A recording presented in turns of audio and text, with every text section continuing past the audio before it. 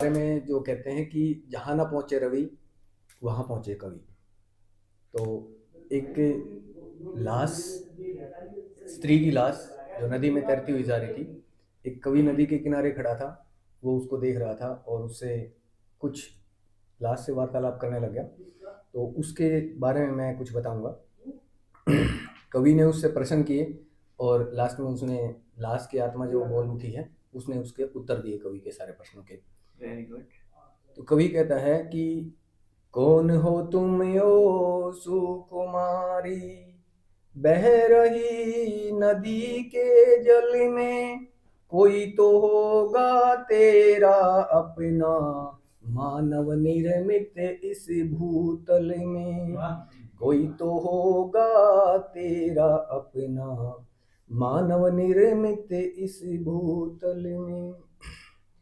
किस घर की तुम बेटी हो और किस क्यारी की कली हो तुम, किसने तुमको छला है बोलो, क्यों दुनिया छोड़ चली हो तुम।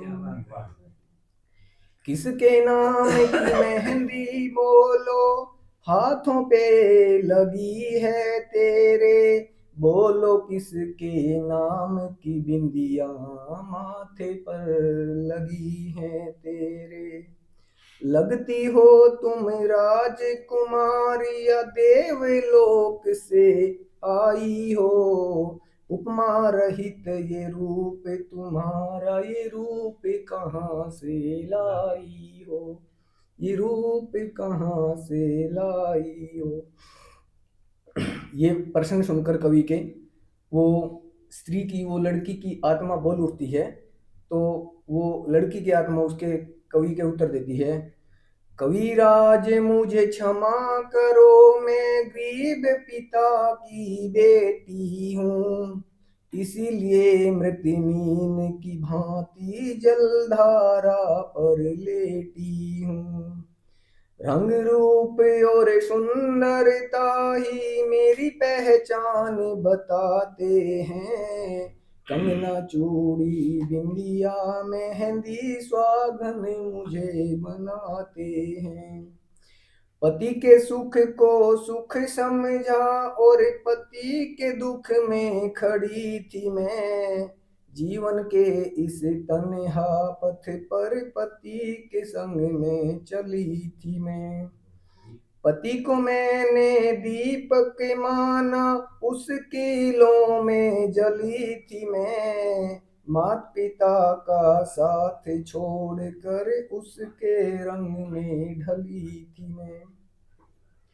पर वो सौदागर निकला और लगा दिया मेरा भी मोल, दौलत और दहेज की खातिर पिला दिया जल में विष घोल।